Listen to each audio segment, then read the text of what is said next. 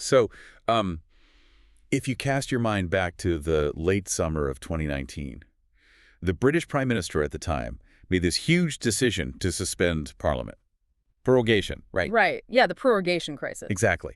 And, I mean, he had the political power, he had his cabinet on board. He literally even drove up to Balmoral to, you know, get the signature of the Queen herself to authorize it. Which, constitutionally speaking, is a massive lever to pull. Huge. I mean, from the outside looking in, that just looks like absolute unchecked power.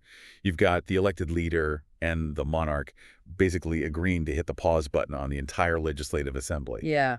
And yet, right, just a few days later, a group of judges sitting in the Supreme Court, they quietly look at all the paperwork, they shake their heads, they just go, no, this is unlawful. Just a total roadblock. Instantly. The entire machinery of the British government grinds to a halt and Parliament reopens. And I bring this up because, well, we all like to think we know exactly who runs the country, right? We certainly like to assume we do. Right. We're constantly sold this idea that the UK is either, a perfectly transparent democracy where your vote on election day just dictates every single outcome. Which is incredibly naive. Totally naive. Or, on the flip side, we're told it's secretly ruled by this one hidden cabal sitting in a smoke-filled room pulling all the strings. But that 2019 moment proves something really fundamental for us. The truth is, the UK is not ruled by a single hidden shadow government.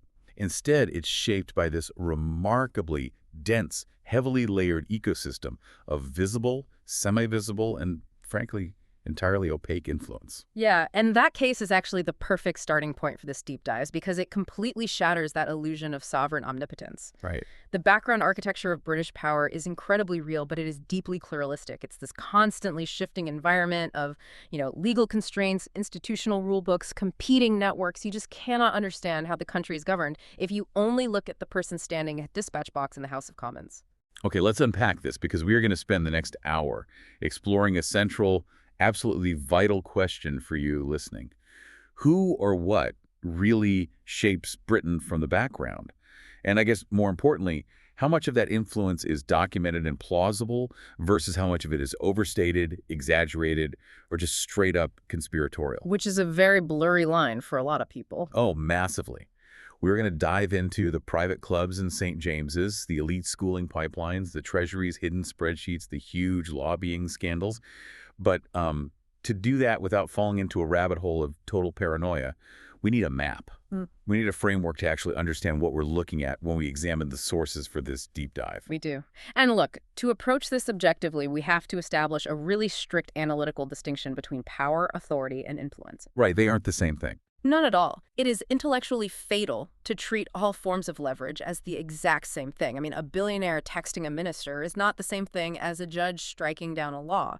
So if we break down the sources, we can essentially categorize the British power ecosystem into, 7 distinct layers. Okay, wait. I want to make sure we don't just read a list here. Let's actually visualize this for you guys. Think of British governance like a massive, sprawling theater production. I like that. Yeah. So the first layer you mentioned in our notes is formal authority. These are the actors on the stage, the politicians you see on the evening news, the Crown in Parliament, the statutory regulators. Right. The people with the legal constitutional right to actually make a decision and say the lines. Exactly. But what about the people who don't have that legal right, but they still manage to change the play? Well, that brings us to the second layer, which is informal influence. So this is the ability to shape choices without possessing formal authority. It relies entirely on access, credibility, expertise, or, relationships. So if the politicians are the actors, these guys are... They're the prominent theater critics, the senior advisors, maybe the trade union leaders. I mean, they can't rewrite the script themselves, but they have the ear of the person who does, and they heavily sway how the performance is received. Which flows right into the third layer, right? Structural power. We stick with the theater analogy. Structural power is the stage design. It's the rigging. It's the lighting budget. It strictly dictates where the actors can stand and what they can actually afford to do. Yes, and in the real world, this is HM Treasury's spending controls, or the sheer economic gravity of the City of London, or even those elite educational pipelines that dictate who gets an audition in the first place. Wow, right. Okay, and before the actors even know what play they're performing, you have the fourth layer, which is ideological influence. This is the power of agenda setting. It's the ability to define what is even considered thinkable or governable long before a policy is drafted. Exactly. And this is largely driven by think tanks, research centers, academic networks. They are the playwrights and the script doctors in your analogy. Now we get to the whispers from the wings. The fifth layer is opaque influence. This is where the public gets rightfully suspicious, I think. We're talking about real, tangible influence that is systematically shielded from public visibility. Yeah, and it's important to note it isn't necessarily illegal, but it suffers from incredibly poor transparency. Right, like off-register lobbying, private donor clubs, corporate-sponsored all-party parliamentary groups. It's the people funding the theater demanding private meetings with the lead actor in their dressing room. Which is entirely different from the sixth layer, which is covert activity. We really have to draw a hard line here. Yeah, let's be clear about this one. Covert activity is deliberately hidden, coordinated action. So this encompasses lawful state espionage by our own intelligence agencies, MI5, MI6, GCHQ operating under strict statute. But it also includes undeclared illegal foreign state direction or espionage. And the seventh layer, because this is the one that really infects the internet. Well, the seventh layer isn't a form of power itself. It's a category of public reaction. Conspiracy claims. Right. These are the really strong viral allegations of secret control that completely lack robust evidence. The claim that one hidden group, whether it's a secret society or a global economic forum, actually rules Britain. Our job in this deep dive is to examine the scriptwriters, the stagehands, and the producers. Right. We're looking for the documented mechanics of influence. Exactly. We must constantly distinguish democratic accountability from populist suspicion. Okay, so let's step right onto the formal stage then. We have to start with the quiet architecture of the state. Because look, when your train is late or your local council tax goes up, you naturally blame the politician on television, right? It's human nature. But the reality is, that outcome was likely decided 3 years ago by an accounting officer you will never meet, enforcing a rule book you will never read. So, if the courts can only stop a politician from breaking the law, who is actually stopping them from writing a bad law in the first place, let's talk about the constitutional core. Well, the formal architecture of British power remains constitutionally centered on the Crown and Parliament. That is the absolute bedrock. Parliament is the central formal site of democratic legitimacy. Right. The House of Commons holds the primary formal power to legislate, to scrutinize ministers, and ultimately to remove governments. But the Commons is only half the building. You've got the House of Lords, which is entirely unelected and always gets dragged into debates about cronyism and shadow power. You look at it, and it just seems like the ultimate establishment networking lounge. Well, I'd say it's more complex than just a networking lounge. The House of Lords is actually fascinating because it perfectly illustrates how expertise and patronage coexist and sometimes clash in the British system. It acts as a revising chamber. By convention and by law, it does not initiate primary financial legislation. It defers to the elected commons on taxes and spending. But it frequently delays and massively improves technical legislative drafting. Look at who actually sits there. Former cabinet ministers, retired diplomats, senior appellate judges, leading scientists, bishops, sector specialists. Right, but they are appointed, often directly by the Prime Minister. So the public looks at that and sees a reward system for party donors and political allies, which, let's be honest, it often is. You're touching on a legitimate structural critique regarding patronage there. The appointments process is highly vulnerable to political favoritism, absolutely. However, once in the Lords, those peers are untethered from the immediate electoral cycle. Meaning they don't have to worry about getting reelected. Exactly. They act as a repository of deep institutional memory. They can scrutinize a complex bill on, say, artificial intelligence or gene editing with a level of granular expertise that a newly elected junior MP simply does not possess. We really have to distinguish expertise from technocracy here. They revise, they do not rule. Okay, we also need to address the crown itself, because the monarchy is legally omnipresent, but politically constrained. The royal prerogative exists, right? The formal power to declare war, sign treaties, grant honors. There's this pervasive myth online that the monarch is sitting in a hidden room, moving chess pieces, and secretly dictating day-to-day government policy through these prerogative powers. Yeah, and the evidence simply does not support that claim. In modern constitutional practice, prerogative power works almost entirely through ministerial advice and cabinet process. The Crown supplies legal continuity, immense constitutional symbolism, and soft power capital. Well, what about those private weekly meetings? The monarch does have weekly, highly private audiences with the Prime Minister, yes. And during those meetings, the monarch has the right to be consulted, to encourage, and to warn, but that is soft power. Yeah. It is advisory influence, not shadow control. A prime minister with a commanding majority in the Commons will ultimately get their way. Let's go back to those judges we talked about in the intro, the Miller judgments, because this is where the actors on stage actually hit a brick wall.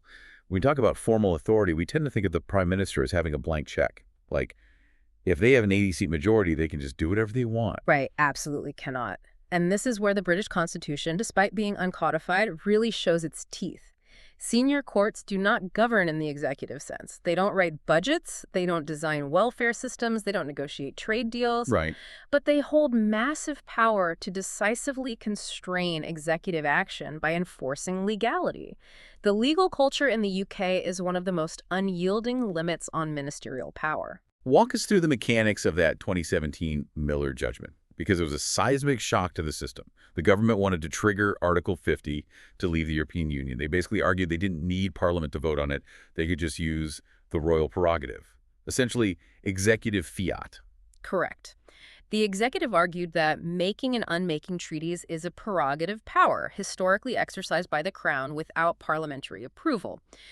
But the Supreme Court ruled that ministers could not do this. Why? Because the European Communities Act of 1972 had woven EU law into domestic UK law. By triggering Article 50, the executive would be inevitably stripping UK citizens of statutory rights granted by Parliament. And a fundamental pillar of the UK Constitution is that the executive cannot use prerogative powers to alter domestic law or override Parliament. Only Parliament can change what Parliament has enacted. So the judges just forced the Prime Minister to go back to the House of Commons and actually get a law passed. It's an incredible mechanism. The judges essentially said to the executive, you cannot use the mechanics of the Constitution to break the Constitution. Precisely. And that exact principle was applied again in the 2019 prorogation case we opened with. The Supreme Court ruled that the Prime Minister's advice to the Queen to suspend Parliament was unlawful because it frustrated Parliament's ability to carry out its constitutional functions without reasonable justification. Wow. That is quiet power of a highly visible, highly documented kind. The judges didn't write the Brexit policy, but their interpretation of legality suddenly redrew the boundaries of what ministers were allowed to do. So if the courts act as the boundaries, what is the actual engine? We always hear about number 10 or Whitehall as if it's like one guy pulling levers behind a curtain. But it's not a monolith, is it?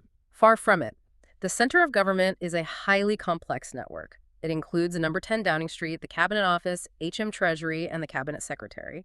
The Prime Minister and Cabinet formally govern through collective responsibility, but the reality is that their power expands and contracts based on political gravity. Political gravity, like what? Prime ministerial power is at its absolute strongest only when party authority, administrative competence, and fiscal credibility are all firmly aligned. The moment a prime minister loses the confidence of their backbenchers, or the bond markets turn against the Treasury, that central power evaporates overnight. I want to focus on the Cabinet Office for a second, especially when a crisis hits. Like when there's a pandemic, a terrorist attack, or massive flooding, that is where you hear about COBR, right? Yes, the Cabinet Office briefing rooms. This is the central strategic crisis mechanism. When a national emergency occurs, the traditional siloed structure of government departments is just too slow. COBR is convened to coordinate the national security response and cross-departmental delivery. Who's actually in that room? It brings together the Prime Minister, relevant cabinet ministers, intelligence chiefs, police, and scientific advisors into one room to synthesize information and force rapid decision-making. Okay, but you're telling me the intelligence agencies are in that room. Let's tackle that head on. Because when people talk about a deep state, they aren't usually talking about the Minister for Transport. They're talking about spies. MI5, MI6, GCHQ. They operate in the shadows by definition. From the outside, it looks like they have a blank check to do whatever they want under the guise of national security. Doesn't that make them a covert authority running the country? We must firmly distinguish secrecy from conspiracy here.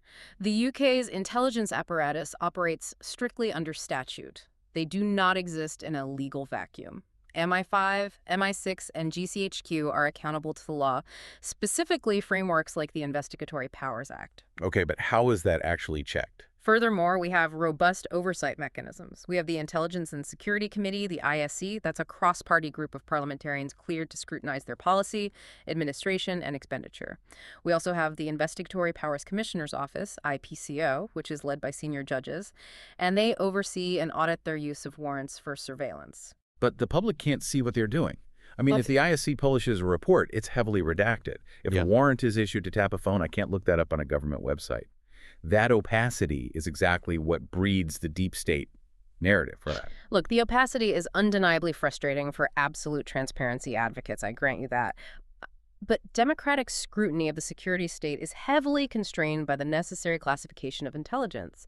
You simply cannot publish operational details of an ongoing counterterrorism investigation without endangering sources and compromising the operation. Right. That structural disadvantage in public visibility is just a reality of national security. However, the narrative of an unchecked occult state operating entirely outside the law is contradicted by the official constitutional reality. When intelligence agencies overstep, they are sued in the Investigatory Powers Tribunal, and they do lose cases. That proves accountability exists even if the public can't watch the trial on television. Fair point. I hear you on this, Fies. Let's pivot to a different kind of permanent power. The unelected bureaucracy that you can see, but who never seem to leave. The permanent state. The senior civil service.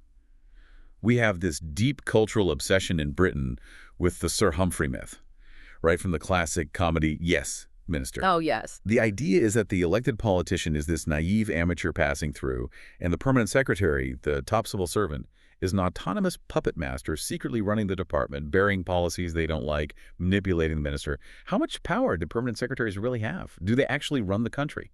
The popular Sir Humphrey caricature captures a very real institutional instinct for caution, rigid process, and precedent, but it fundamentally exaggerates their ability to autonomously dominate the government. Permanent secretaries do not rule the country. They exercise what we call framing power. Framing power. Let's break that down for the listener. What does that actually look like on a Tuesday morning in Whitehall? If a minister comes in and says, I want to radically overhaul the prison system, what does the permanent secretary do? Do they just say no? No, they never say no directly. Framing power means they control the administrative machinery that turns a minister's broad, often vague intent into a deliverable policy.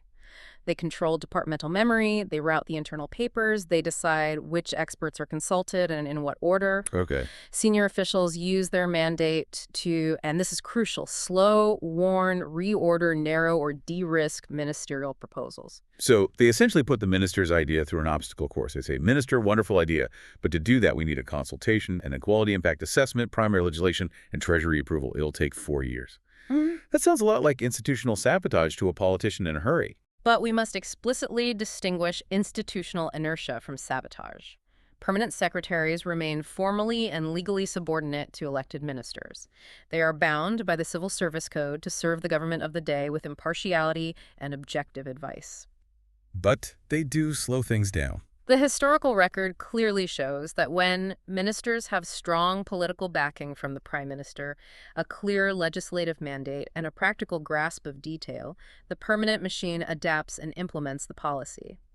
But because civil servants are legally bound to enforce a highly disciplined architecture of rules, ministers rarely, if ever, get to start with a blank sheet of paper. Right. And the ultimate enforcer of those rules, the absolute bouncer at the club of British power, is the Treasury. HM Treasury. You hear politicians from literally every party complain about the Treasury. What is the mechanism there? Why is it so powerful? HM Treasury exercises profound structural power. It is arguably Britain's ultimate quiet power center. It acts as a highly effective fiscal gatekeeper, filtering out and constraining the ambitions of every other government department behind closed doors. It doesn't just manage the economy, it decides what the rest of the government is allowed to attempt. Okay, let's make this real. Say I'm the transport minister, and I want to build a massive new high-speed railway line. I've promised it to the voters. The Prime Minister supports it. How does the Treasury secretly kill my policy? It dies in a spreadsheet through a strict set of financial controls and appraisal disciplines. The most famous is the Green Book. The Green Book. Yes. This is the mandatory core appraisal discipline for public spending. If your transport department wants to build that railway, it must be rigorously evaluated against the Green Book's methodology. And what does that methodology actually do? Because I assume it's not just checking if we have enough cash in the bank. No, it applies complex economic modeling, including something called a discount rate. What's that? The discount rate is a mathematical formula used to compare costs and benefits that occur in different time periods. Because society generally prefers to receive benefits sooner rather than later, future benefits are discounted to present values. Wait, so if my railway costs £10 billion today, but it will generate £50 billion of economic growth over the next 60 years, the Green Book formula basically shrinks the value of those future benefits. It heavily favors short-term savings over long-term structural investment. Precisely. If the math in the Green Book appraisal says the net present value isn't high enough, or if the upfront capital costs breach the Treasury's fiscal rules, the policy will not receive funding. It's not a politician standing at a podium saying no. It's an Excel formula saying the math doesn't work. And there are personal legal rules for the civil servants too, right? Managing public money. Yes, that's another crucial layer. Permanent secretaries act as accounting officers for their departments. Under the Treasury's Managing Public Money framework, they are personally, legally bound to ensure that any spending meets 4 strict criteria: regularity, propriety, feasibility, and value for money. So what happens if a minister pushes back? If a minister demands a policy that breaches these rules, say it's financially reckless or operationally impossible, the permanent secretary must request a formal ministerial direction. That is a highly public, highly embarrassing letter where the civil servant officially tells the minister, "I think this is a terrible misuse of public funds, but I am doing it because you are forcing me to." Ministers desperately avoid triggering these. Wow.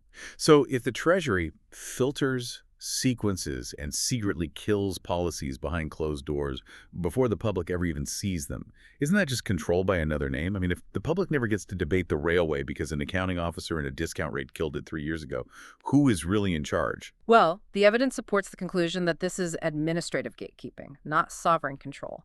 It is fundamentally legitimate and necessary. A functioning democratic government requires the responsible stewardship and rationing of public funds. Budgets are finite. You simply cannot build everything.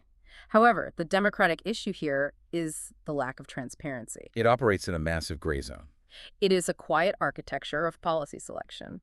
Because public proposals must clear intense value-for-money disciplines to survive, hundreds of policy ideas are internally stopped, narrowed in scope, or delayed by the Treasury long before they can ever become matters of public controversy. The public only sees the policies that survive the filter. That is structural power in its purest form. The stage managers dictating what the actors can afford to build. But if the Treasury decides what can be paid for, we have to ask a prior question. Who decides what ideas get proposed in the first place? If we transition from the formal administration into the realm of ideology and access, this is where we find the think tanks, the scriptwriters.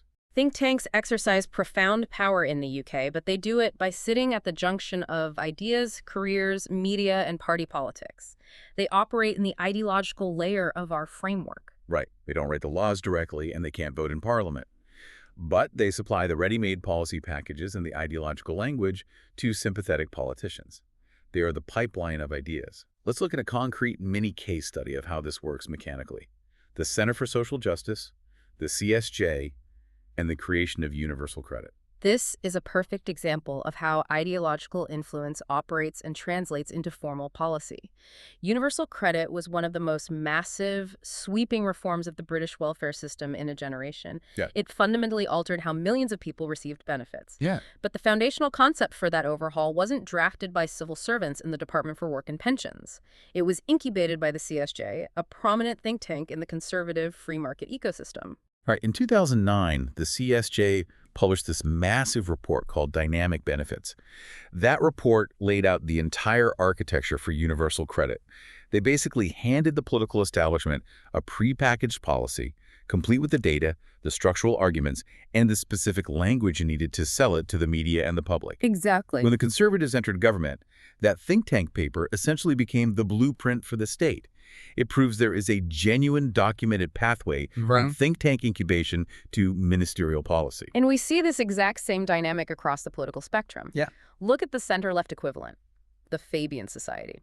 Founded in 1884, it is Britain's oldest political think tank. It acts as a vital intellectual and personnel pipeline for the Labour Party. It shapes their gradualist reform style, their pamphleteering, and their internal party debates. Right. Historically, Fabian ideas laid the groundwork for the modern welfare state and the creation of the NHS. So wait, if these think tanks are handing over fully formed policies, supplying the data, and then their staff are getting hired as special advisors to the ministers, are they basically technocrats writing the laws?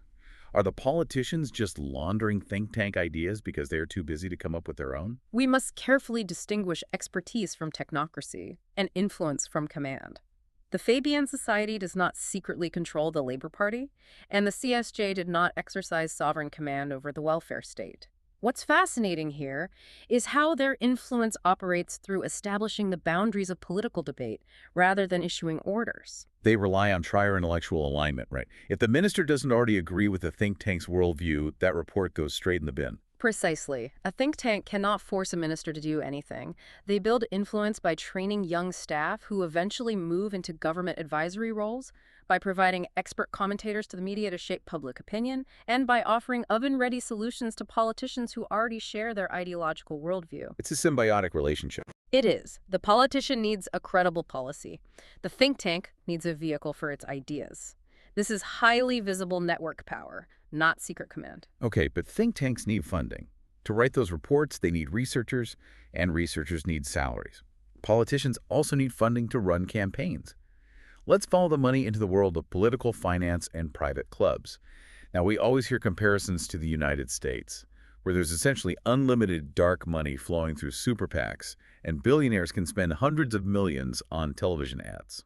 The UK baseline is fundamentally different, and we really have to recognize that context. British political finance is highly regulated by the Electoral Commission.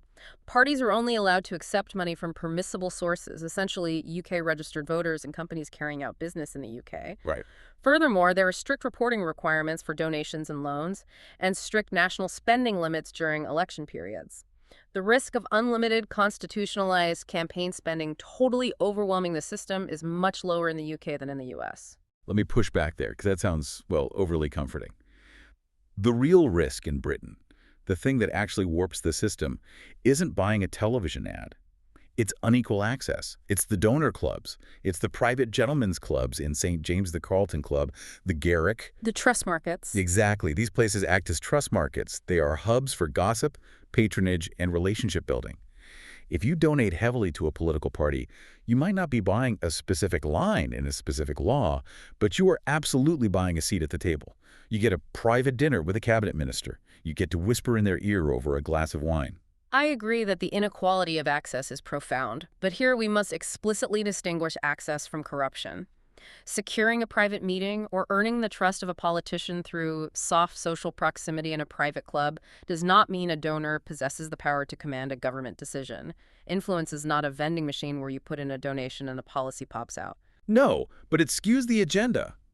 If the housing minister only ever hears from billionaire property developers at a private club and never speaks to a single mother struggling with rent, their perception of what the country needs is going to be wildly distorted. Primacy is not wrongdoing. I understand that. Two people are allowed to have a private dinner. But when those dinners systematically exclude 99% of the population, it creates massive accountability blind spots. It undeniably does. The democratic problem is opacity at the edges of legitimate influence. The public cannot scrutinize arguments that are made in private, which brings us directly to the mechanics of lobbying. Yes, the lobbying rules in this country are staggering when you actually look at them. The statutory lobbying register in the UK is dangerously narrow.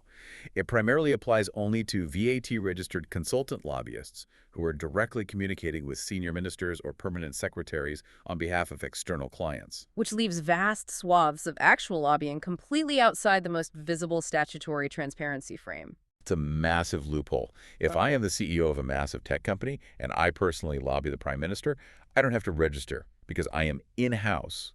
In-house corporate lobbying, trade association influence, legal consultancy, and all-party parliamentary groups, APPGs, they all operate in this accountability gray zone. Let's explain APPGs, actually, because they are a perfect example of semi-visible influence. An APPG is an informal, cross-party group of MPs and peers who join together to focus on a specific subject, say artificial intelligence or the brewing industry. They have no formal legislative power. Right. It sounds great. Politicians educating themselves on niche topics. But how does it work mechanically? because the MPs don't have the time or the budget to run these groups themselves. So they bring in an external secretariat to handle the admin, organize the events, write the reports. And who pays for that secretariat? Private companies, PR firms, corporate lobbyists? Yes. So you have private tech companies quietly paying the salaries of staff running a parliamentary club just to get exclusive face time with the MPs who might regulate them next year. It's access laundering. That is a highly accurate description of the vulnerability. It creates a structural risk where commercial interests can essentially sponsor parliamentary attention. But the most glaring example of how access and overlapping networks can be weaponized is the Greensill Capital scandal. This is the primary case study for the revolving door. Oh, let's unpack the revolving door. This is when government ministers or senior civil servants leave public office and immediately take lucrative jobs in the private sector, often using their old contacts to lobby the state they just left. Greensill was breathtaking. In the Greensill controversy, the subsequent Boardman review documented how a former prime minister, along with other officials who had moved between the civil service and Greensill Capital, used their prior office and advisory status to aggressively lobby the government. They were seeking access to massive state-backed financial supply chain contracts during the chaotic early days of the COVID-19 pandemic. It was incredible to watch the text messages get published. They had the personal phone numbers of the Chancellor of the Exchequer. They were texting the people holding the purse strings directly, saying, "Can we get this sorted?" You or I cannot text the Chancellor. No, we cannot. It was a stark demonstration of how overlapping networks of former officials and private companies create actual or perceived preferential access. The regulation of this movement, the business appointment rules, has historically suffered from incredibly weak sanctions. It relied far too heavily on the reputational restraint of individuals. Which is basically the system saying, please promise not to do anything unethical because it would look bad in the papers. Until recently, it was overseen by the Advisory Committee on Business Appointments, or ACOBA, and ACOBA had no teeth. If you broke their rules, they just wrote a stern letter. The framework has recently shifted toward the Independent Advisor on Ministerial Standards, but the core issue historically remains the lack of strong legal deterrent sanctions. However, I must pull out my evidence discipline here. Did Greensill actually get everything they wanted? Well, the company eventually collapsed. Exactly. The evidence supports the conclusion that while Greensill secured deeply privileged meetings, a hearing at the highest levels, and an initial response, total policy capture was not achieved. The Treasury and the Civil Service did push back. The government did not ultimately grant the core financial requests the company was demanding. Really? That shows access, not control. The access was wildly unequal, the transparency was incomplete, and the ethics were highly questionable, but the permanent state did not capitulate to every command. It's a vital distinction. Access gets you in the room. It gets your text message read. It doesn't guarantee you get to rewrite the script or walk away with the public purse. But who are these people getting in the room? If we link these ideas and lobbying networks to the people who actually staff them, we have to look at where they come from. We're moving into social reproduction, geography, and narrative power. Elite educational pipelines. This is a structural layer of power that heavily skews who attains public office in the UK. Let me drop the 2025 Sutton Trust data for you, because it is staggering and it illustrates exactly what we're talking about. According to their analysis, 47% of permanent secretaries, those top civil servants running the departments we just talked about, attended a private fee-paying school. Right. To put that in context, only about 7% of the general UK population attends private school. Furthermore, 66% of permanent secretaries attended either Oxford or Cambridge. You see similar massive overrepresentation across senior diplomats, top judges, media editors, think tank directors.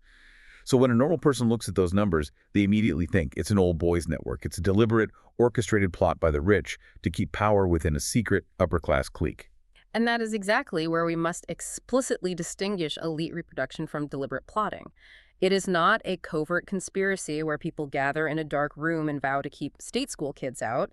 It is structural and, frankly, banal. Elite schools do not act as secret command centers. What they do is confer immense structural advantages over a lifespan. Right. It's not a secret handshake. Let's translate those statistics into what it actually means for a human being. It's about blind spots and social capital. Yeah. If almost half the people managing the state's money have never had to rely on a chronically underfunded state school or a struggling local hospital, their perception of acceptable risk in public spending is fundamentally different. It's not malicious, it's just a blind spot. Exactly. And the advantage is about confidence. It's cultural ease. If you go to Eton and then Oxford to study PPE, philosophy, politics, and economics, you develop a built-in comfort when navigating high-status environments. You learn how to argue in a tutorial. You get the exclusive internships because your friend's dad runs the firm. You understand the unwritten rules of the establishment hub. Exactly. It drives durable career advantages. It generates immense social capital. However, we must also recognize the evidence that the pipeline is changing at the intake level. The system is not frozen in its 19th century form. Right, the demographic intake at top universities is shifting quite significantly. The University of Oxford reported that over 66% of its UK students admitted in 2024 came from state schools. Cambridge reported that 72.6% of its new UK undergraduates in 2023 were state-educated. So the entry points are diversifying. The universities are actively trying to broaden access. However, the highest echelons of British power, the permanent secretaries, the Supreme Court justices, the editors remain incredibly elite reproductive at the top because those people entered the pipeline 30 years ago. The legacy of those structural advantages persists long into careers. Let's talk about where this power geographically lives. Because geography is power. If you walk through London past St. Paul's Cathedral, you eventually hit the square mile, the City of London. The City of London Corporation has a highly unique ancient constitutional history. It has its own elections, its own mayor, the Lord Mayor of London, not to be confused with the Mayor of London, and even its own police force. And it explicitly acts as a massive national and international advocate for the financial sector. Alongside trade bodies like the CBI and the City UK, they wield immense, highly resourced economic influence over regulation and tax policy. They host the Chancellor for massive banquets. It looks like a state within a state. But again, we must apply our framework here. Yeah. This is highly organized economic influence operating entirely within UK law. It is incredibly powerful because the UK economy is heavily reliant on financial services. The government needs the city to generate tax revenue, but it is not a secret sovereign state operating independently of Parliament. Parliament could, if it chose to, abolish the corporation tomorrow. It chooses not to because of the economic leverage the city provides. But if we want to talk about where influence feels most tangible to the average citizen, we have to look away from the golden postcodes of the city and look at local governance, local councils, metro mayors, planning committees. This is where the big money meets the local community. And this is where the major vulnerabilities of power are deeply relational. Local planning decisions frequently involve massive financial values, incredibly complex procurement rules, and crucially, repeat players. Let's break down the mechanics of local power. You have the same property developers, the same local authority planning officials, and the same regional business figures interacting year after year. They go to the same charity dinners. They sit on the same local enterprise boards. Let's look at the mini case study of West Ferry Printworks. This was a massive billion-pound housing development proposed in East London. Right. The developer wanted to build a huge number of luxury flats. The local council objected, so it got bumped up to the national government, specifically the Secretary of State for Housing. The Secretary of State approved it, overrided the local council, just days before a new local tax rule came into effect. Yes, the timing was critical. By approving it early, the developer saved tens of millions of pounds in taxes that would have gone to the local community. And it later came out that the developer and the minister had been texting and had sat at the same table at a fundraising dinner. The original planning decision made by the Secretary of State was ultimately quashed by the courts due to apparent bias. The government had to admit that the process looked fundamentally unfair. It became a major focal point for concerns regarding opaque developer-minister contact and lobbying. It showed exactly how vulnerable these decisions are. When the financial values are that high, and the relationships between developers and politicians are that close, what you would call civic networks, and the procedural fairness appears thin, well, it deeply undermines public trust. It feels corrupt to the average person, even if no literal cash was handed over in a briefcase. It's the fact that the developer has a direct line to the minister, and the local resident opposing the tower block does not. It perfectly illustrates that local power is often exercised through familiarity, access, and repeat interactions, not grand, shadowy conspiracies. And the transparency rules at the local level are often unevenly applied, and local journalism has been decimated, making it very difficult for citizens to audit these massive decisions. Speaking of auditing power, we have to address narrative power, the media, because reputation and salience dictate what politics can actually achieve. If a policy is destroyed on the front page of 4 major newspapers for a week, it's dead. regardless of what the Treasury thinks or what the think tank wrote. The media are the theater critics who can shut the play down after opening night. The media wields immense narrative power through agenda setting, framing, and proprietorial leverage. They decide which issues are national crises and which are ignored. The Leveson inquiry is the ultimate case study here. Back in 2011, after the phone hacking scandal, Lord Justice Leveson looked deep into the press-politician-police triangle. What did he find? The Leveson inquiry documented an incredibly unhealthy intimacy between the press and politicians. It showed how fear of negative coverage, the necessity of access journalism, informal background briefings, and massive reputational leverage can actively distort public life and political decision-making. Politicians were terrified of crossing major newspaper proprietors. It proved that media owners don't need to be elected to shape political reality. If they control the narrative, they control the boundaries of the debate. And Britain's media landscape suffers from a really unstable mixture right now. You have the BBC with its strict statutory public service impartiality obligations constantly under pressure from all sides, but you also have highly concentrated corporate ownership of the print media, where a handful of billionaires own the major papers, and a devastating decline in local news revenues, which removes scrutiny at the local council level. That is a highly concentrated form of power. But we must balance the scales here. The media, the think tanks, and the corporations are not the only actors. The British ecosystem is dense with competing counterweights. Influence is a contact sport. Right, the unions and the NGOs. The Trades Union Congress, the TUC, represents millions of workers. They openly brief politicians, negotiate with the government, and run movement-wide campaigns. They fund the Labour Party. Professional bodies like the British Medical Association, the BMA, exert massive leverage over health policy, as we've seen with recent industrial action.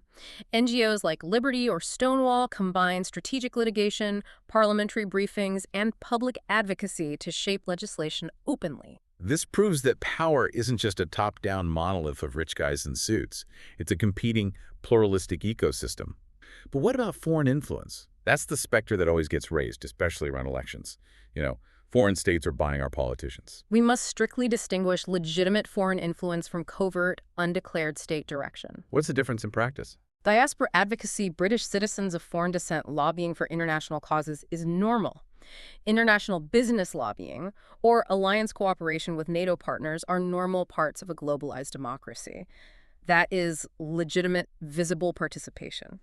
Covert, undeclared state direction, or a foreign intelligence service secretly funds a political movement, hacks emails, or directs espionage to destabilize a state is entirely different. So there are rules for that now, right? The UK introduced the Foreign Influence Registration Scheme specifically to force transparency on political arrangements made at the direction of a foreign power. The risk isn't foreigners in the abstract, it is hidden, state-directed activity operating through opaque elite channels. Okay, here's where it gets really interesting. We're going to pivot into a rapid-fire segment. We've laid out the formal structures, the Treasury gatekeeping, the elite schools, the lobbying, but we need to directly address your most burning suspicions. We're going to pull apart the most persistent internet myths about British governance. Let's start with the big one, the deep state. The phrase deep state is fundamentally misleading in the UK context. It obscures much more than it reveals. But people use it all the time. They use it to describe the civil service blogging Brexit, or the intelligence agencies investigating politicians. Because it's an imported term. In countries with a history of repeated military coups or autonomous security tutelage, where the military literally tells the elected president what to do, deep state refers to a distinct, covert, illegal command structure. In the UK, we do not have an autonomous military or security faction that illegally dictates government policy. So what do we have? We have a permanent state, or an administrative state. We have an establishment network driven by strict legal constraints, accounting officer rules, and budgets. It is a bureaucracy, not a shadow command. It can certainly frustrate elected ministers through institutional inertia, as we discussed with the Treasury's Green Book. But collapsing all of that complexity into a fictional, malicious, deep state narrative is analytically lazy. It mistakes a slow, cautious bureaucracy for a secret, evil cabal. Let's hit myth number one.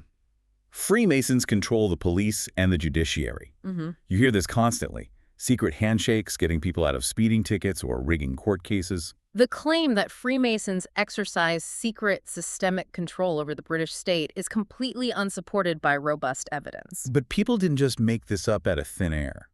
There is historical concern here. The evidence supports that there was documented historical concern regarding transparency.